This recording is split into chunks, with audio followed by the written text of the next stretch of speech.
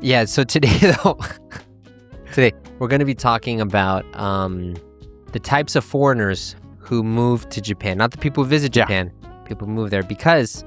Hey there! アーサーです。いつも僕のチャンネルを見ていただきありがとうございます。初めての方は Welcome to this channel. I'm so glad you're here. 英語って勉強して知識で話せるものではなく、感覚で話すものですよね。だから英語を実際に話せるようになるためには、この感覚が不可欠なんです。でもほとんどの英会話系の教材はフレーズや文法を教えるだけになってしまって、知識は増えるかもしれないけれど、実際の話す時の感覚は身につかないんですよね。だからこのチャンネルではですね、あなたも英語の感覚に近づけるように、僕とアメリカ人の友達のオースンといろんな話題を英語で話します。100% リアルでフィルターなしの会話だからこそ、その生の英語に触れることができます。今回は日本に来る外国人の中でどんな人が多いかって話ですね。少し話しづらいところもあったのですが、ぜひ最後まで見てくださいね。それでは Let's get started. Weebs. All of them. Can you describe what a weeb is? A weeb is a Japanophile, a person who is like obsessed with Japan, particularly anime, usually, but not necessarily. But there's just people around the world who think that Japan is literally anime. Yeah. And so, like, they often will adopt, like, mannerisms and cultures that they see in their favorite anime shows. And then come to Japan thinking that, like, that's how people are every day. Yeah. And it's, like, it's really cringe. Well, so here's the thing. I mean, so it is true. So weebs are basically just people who love Japanese and anime and manga stuff. And there's a decent amount of them who come to Japan. Well, you went to school. I studied the blade. What? You never heard that term before? No. What does that mean? It's just like a weeb saying. It's I'm like, not a weeb. while you were, you know, chasing girls and being part of the cool kids club, I studied the blade. I'm sorry, man. I'm not that much of a weeb, so I didn't get that. You're outing yourself now. Yep. No, it's fine. No, but so one thing that I did notice though was that there are actually like specific categories of, and I'm mainly talking about Caucasian, white, Europeans, Americans.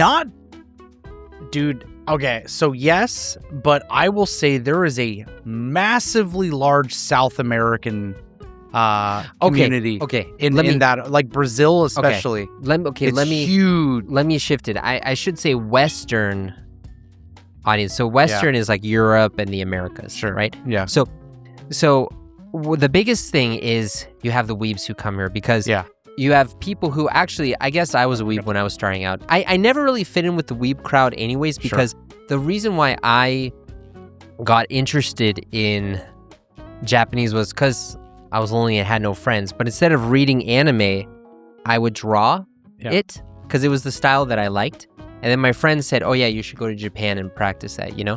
So I never really fit in with the anime crowd, but I remember it was so funny, like, after a few years of studying Japanese, I thought I'd make like a Japanese club where we would practice learning Japanese because I knew lots of people who wanted to learn Japanese. Yeah. And when I started the class, it was full of weebs. It was full of people who didn't really want to learn. They thought we were just going to watch anime with subtitles and stuff. Yeah. You've got like the Naruto the Naruto headband. Yeah, one of them came in with the Naruto headband in high school. Oh, that's so cringe. Yeah. So you definitely have a large category of those people. And I would say for the English teachers in Japan, the Western English teachers in Japan, the vast majority of them come from that group, I would say. Yeah. I would say it's probably about 70%. And I think 30% is like everybody else. Yeah. And like, let's be honest here. It's like at the end of the day, there's nothing inherently wrong with these people. They're just very passionate about stuff they want. But man, I'll tell you, I don't want this whole episode to just be talking about anime people. But you know the thing that like drives me insane is I feel like there's a lot of like anime weebs that come to Japan and they are just they do or have like really socially unacceptable things. Like I'll give you like a really good example. So I've made it known that I play tabletop games. I play Warhammer, right? And a lot of my friends are part of that community, and that's kind of how we hang out and do stuff, right? And we'll go to the game store, and there'll be like some guy who's kind of awkward in our community, and no one really likes being around him, but he'll like come into the store. So it's like a specific person you're talking about. Yeah, but he's like the textbook weeb. Okay. If you close your eyes and imagine a guy who's obsessed with anime, that's him. Like, does he wear anime shirts all the time? Yes, and I'm getting to there. Okay. Because it's the type of anime shirts that he wears. Because he doesn't wear anime shirts. He wears the hentai shirts. Yeah. Oh no. Right. Oh no. And it's like very inappropriate stuff. It's like all over his shirts. So we have to describe what we don't. I don't want to describe it. We have to define what hentai is because. Yeah. Well, I mean, it's just pornography. Well, yeah, but right. But why is it called hentai and not just regular pornography? Well, I mean, I know what a hentai means. I don't know why it's called that in Western culture. Well, it's because so hentai just means pervert, right? But it's called hentai because it's Japanese anime porn. Yeah. Like I bet you. Yeah. Like out of the top, probably it has a different term in Japanese porn, whatever stuff. Yeah. But like in America, hentai means porn based on Japanese style anime. Yes. Yeah. You know. But you will often meet people here, and they're always foreigners. Yeah. I don't think I've ever. I'm sure they exist, but I've never seen a Japanese person who wears this kind of stuff because probably they're more aware of like, you know what I mean? But it's like they just wear these shirts, and it's like, dude, this is not okay. Yeah. You need to like leave now. Like don't be around us. This is like this is offensive. Like there's kids who come here. You know what I mean? And so Yeah. So So I think people. Yeah, so I think you do have those people who, you know, they don't have friends or social circle in the States. Yeah. Then they bond with people over anime, and they think if I go to the country where anime started, I'm going to have friends. And so then they come here, and a lot of these people don't have marketable skills, so they become English teachers, ALTs. English teachers, yep. Yeah. Yeah. It reminds me of how, what is it? Did you ever see The School of Rock? Yeah. Oh, I love that movie. Yeah. It's so those who can't do teach, and those who can't teach gym. Yeah. But I could also say teach English, I think, you know. Yeah, it kind of sucks because I think the English teaching community gets a really bad rap. Yeah. It's like it's almost like it is a derogatory term to like call yourself an English teacher. Oh, you're just an English teacher? Oh, you're one of those guys. Yeah, exactly, right? Yeah. So it sucks that like my profession has that kind of like stigma to it. Yeah. But it's true. It is true. I will tell you though. So I use that because technically I'm an English teacher. So I use that a lot to filter out the people who I don't want to talk to. So like if they're like, oh, what do you do for work? I'm like, oh, I'm an English teacher. It's like, oh, you're one of those guys. Okay, well, it's nice talking to you. Yeah. Good luck with everything. Yeah. Idiot. And then they're like, they don't know what I'm actually doing and stuff, you know? Yeah. So, I mean, that's like when I close my eyes and I think of like the default Western foreigner coming to Japan, that's what I think. Yeah. Pimply, lanky, low social skills, greasy hair. Yeah. And just wants to be in Japan. Yeah. But then again, though, you also have other people too. So, like, I didn't realize until moving here. I knew that there were military bases in Japan. Yeah. But I didn't realize that there's like a whole like military community or like a stereotype archetype here. Oh man, I love it. Yeah. I mean, I'm coming from the military, so it's like it's very familiar to me. And the one thing that makes it really awkward though, because so I live, obviously I live down in Shonan, and we're right next to like several military bases. Yeah. We have Yokosuka, we have Atsugi, and then we have Yokota. We have I think there's a base in Machida also. Yeah. And so I'm just surrounded by American military and Japanese military. And the communities tend to be a lot more relaxed. Okay. I've noticed like around bases. I think just when because, you say communities, you mean at like the the base Japanese or communities. Japanese I'm not talking about the okay. foreign communities. The Japanese communities tend to be more relaxed. I think that's just because they're exposed more to foreign culture. Yeah. But at the same time, you end up seeing like a lot of like military guys over here that it's like they've brought their families over from the US, right? So it's like these are American military servicemen who've brought their spouse and their kids over, and these people don't know literally anything about Japan. Yeah. And it's really crazy because I think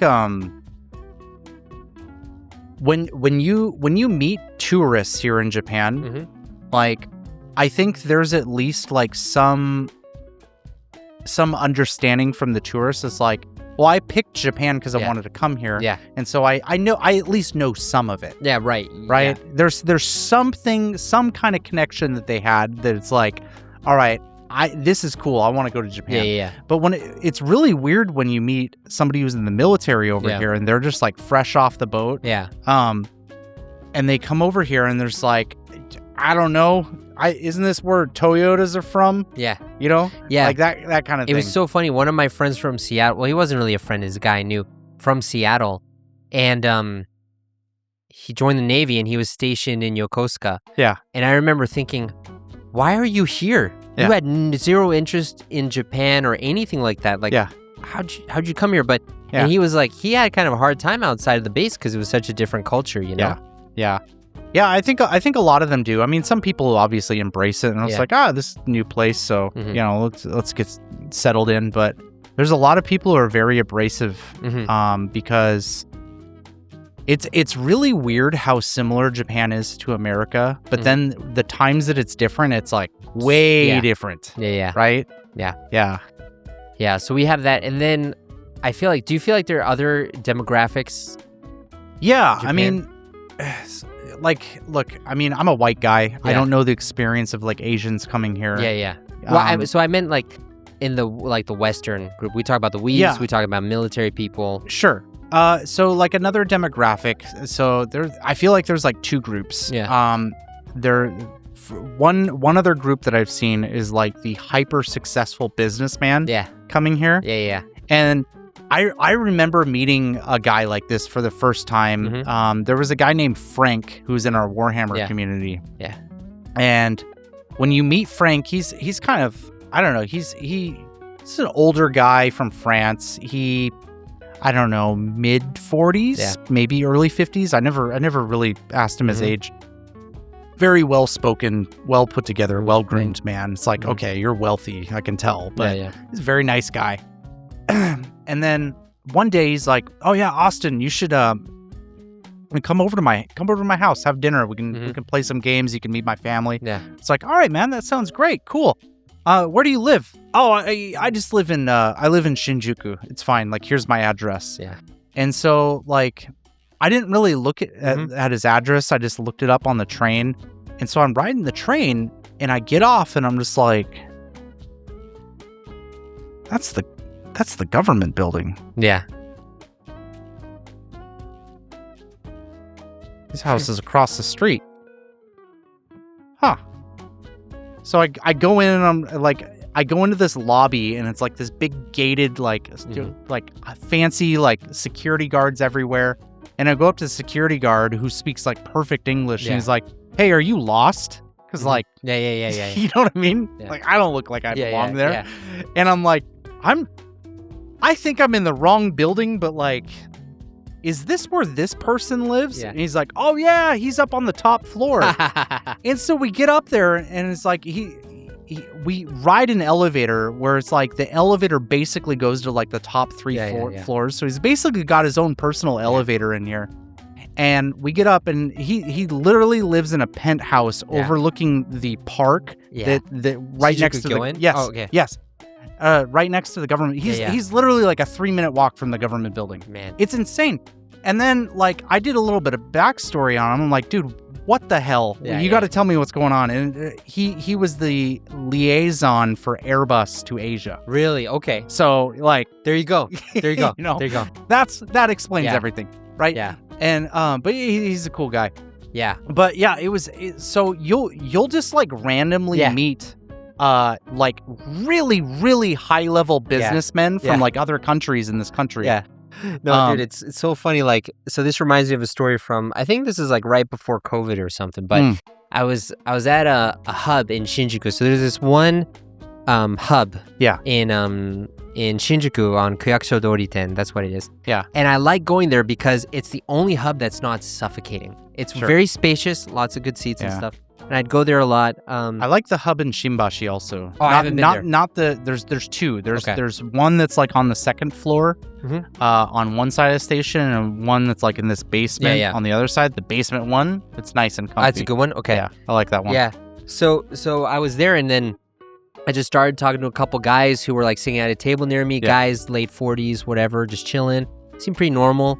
And then we're just getting around like, oh, yeah, so what do you do for work? I was like, oh, yeah, I teach English in Japan. He's like, oh, cool. I was like, what do you do? He's like, oh, I'm head of marketing for Expedia International. And for those of you who don't know, Expedia is like the largest travel company in the world. Dude, I think it's like everybody uses it. Yeah. And so it's like in Japan they have like HIS or something like that. It's like that, I guess, or JTB. It's like that. And it was just like I got shell shocked for a second, like, oh, okay, well, nice. Thanks for talking with me. God. Yeah. Thanks for talking to me, man.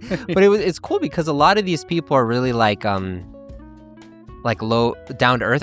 Then again, I feel like because I also know some really successful, really rich guys from LA, who don't want to interact with the plebes at all. They don't want to interact with the peasants, and they only hang out in Roppongi. Yes. Yeah. But if you hang out in other places, you'll find some really down to earth people. Yeah, I think one of the really cool things about Japan is just the nature of Tokyo. Mm-hmm. You can really just bump into anybody here. Yeah. And like I think even like people on any scale of like economic status, kind of just like finding these little hole in the wall places to just go hang out in. Yeah. Just because it's fun, right? And so it's really cool that you can meet people like that. And then I think there's like one more group of person that I think fits in, and this last group is the I forget what the term is. They're coders, right? Okay. You mean digital nomads? Digital nomads. There you that's go. That's digital the term. nomads. Digital nomads is. Do you know what the Japanese word for digital nomad is? No, what is it? Digital nomado. Of course it is. Of course. Why? Yes. Of course that's what it would be. Yeah. I'm surprised they haven't shorted it like Diginoma. They probably do. They probably have it as Diginoma or something like that. If anyone's a Diginoma, please tell us if that's the right word. Dude, we just made it. That's copyrighted. You need to pay us 500 yen if you use it. Oh man. Anyways, but it's become like around COVID, it became super popular to move to Japan and do digital work for other countries, like back in your home country. Yeah, especially they made like a 6-month digital nomad visa or something. Yeah. And people abuse the crap out of it. To stay here kind of illegally. And so Japan's cracking down on that quite a bit now. But it still exists. People do it all the time. I mean, I know this one guy who he like was teaching English, but he was also a digital nomad on the side. Yeah. And this was 10 years ago before the digital nomad visa. Yeah. But what he would do is he would spend 3 months in Japan, then he'd go over to Thailand, and then come back. Dude, it's funny that you have that because I literally met a dude. He's an American, but he's Taiwanese. Okay. Who did the exact same thing, but it was instead of Thailand, it was Taiwan. Okay. So he would just come over here for like you said, 3 months, do some work, and then go back to Taiwan. Yeah. Because he's a citizen in Taiwan, so he could stay there as long as he wants. Yeah. The funny thing is for that though is that they would tell me that they need to be kind of careful to not come too frequently because otherwise the people at customs would be like, hey, why are you coming back so quickly, I just love Japan. I know. I just love Japan so much, No, but there's actually quite a few people I know, not that I know of. Yeah. I know of like famous people who always stay in Japan for months out of the year. Yeah. And then they always go somewhere else and they come back because they just like it here so much, So I mean, it's like, look, I have a lot of criticisms about Japan, but at the end of the day, this country is pretty awesome. and it's a very beautiful country. Yeah. Especially you get out of Tokyo. Yeah. I think Tokyo is ugly as sin. You know what it is? I hate. I'm gonna turn off so many people now. You can. I shouldn't say I hate Tokyo. You can unsubscribe from my channel if you want. Don't. You must be with us forever. I think Japanese, not the Japanese high level architecture, but everyday Japanese architecture is horrible. It looks like Lego blocks, or someone was just like, oh, I need to fit it into this space here. Let me just shoehorn a design. You know, the funny thing is, I actually think like old Tokyo looks really cool. Yeah. It's just modern Tokyo, like when buildings. You say old Tokyo, like what year? I'm talking about from like 70s Tokyo. Okay. I think looks really cool, and you'll see glimpses of it as you go around to areas. Like I used to live in Magome, which is in Otaku. Yeah. And there's just some like kind of rundown areas around Magome. And there was this. I remember there's this overpass that was near where I lived, where the Shinkansen would go through on its way to Tokyo or Tokyo Station. Or probably Shinagawa, and it was such a really it was such a cool nightscape because you would see like Keiosen and the Shinkansen like drive above it, and you know like a lot of the areas were kind of like run down around it, and it just created this really cool atmosphere. I'm gonna try to bring it up, but I forgot to set this up. So okay, maybe I don't think I can. I don't think I. But I'll give you a contrast to that. If you go to like Minatoku, like around like Tamachi, that area, dude, that area sucks, man. It's so ugly. You know what's when you say, so what area of Tamachi are you talking about? Like right outside Tamachi Station, kind of like towards like Shiba Koen. So actually, like in direction to that. Okay. Well, actually, I don't know where Shiba Koen is. So Tokyo Tower. Okay. Yeah. Okay. So I see that because Tamachi has like two faces to it. You have the one side, which is what you're talking about. Then you have the other side that faces the bay. Yes. That's super developed. Yes. And like where all the rich people Those are all where the hoity-toity people live. The hoity-toity people. The hoity-toity That's people. A good word. They live towards like Odaiba. Yeah. And there's like, look at me. I'm a hoity-toity who lives in Odaiba. Yeah. Which I heard Odaiba is actually a really sick place to live, by the way. Really? Why? People say it's really fun, and it's surprisingly like a really chill community. Like, of course, you have like the tourist areas, but like people don't typically come to like the apartment areas in Odaiba. Yeah. And I guess it's like very like comfortable place to live. Yeah. From what I've been told. So yeah. I don't know. I'd still love to live in Shonan. By the beach. Shonan's like the best place in Japan. You can't convince me it's not. Yeah. I love Shonan. Well, I think we did a good job with this topic, and it's funny because you talked about how, you know, you love living here and how Japan is so great, but this video is going to be shared on my main channel on IU-Connect. Yeah. But in the next Austin and Arthur episode, after we film this, we're going to be talking about some things we still find inconvenient in Japan. There's a lot of them. I had a hard time thinking of them, so I'm going to look forward to what we talk about next time. I could make a list. I can make a list. Okay, man. I'll see you next time. Yep.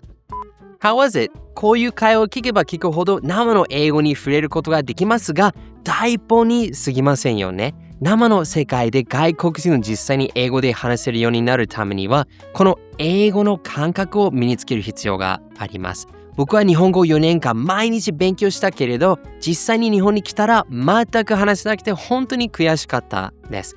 なぜかっていうと、フレーズや文法はたくさん覚えていたのですが、実際に話す時の感覚がなかったからです。でも僕と数百人の僕の生徒さんが勉強からこの話す感覚の習得にフォーカスしたら、人生が劇的に変わった。外国人の友達がたくさんできたり、ストレスなく楽しく会話できたりして、自分の世界が劇的に広がりました。具体的にどうやってその話す感覚を身につけたかは、心から知りたい方のために無料動画講座にまとめました。If you're happy with your English studies, no problem. Please watch this video here. But if you want to really speak English in the real world, you can get the free video course by clicking up here or by clicking the link in the description box below. Thanks so much and see you next time. これからも一緒に世界とつながりましょう。See you next time.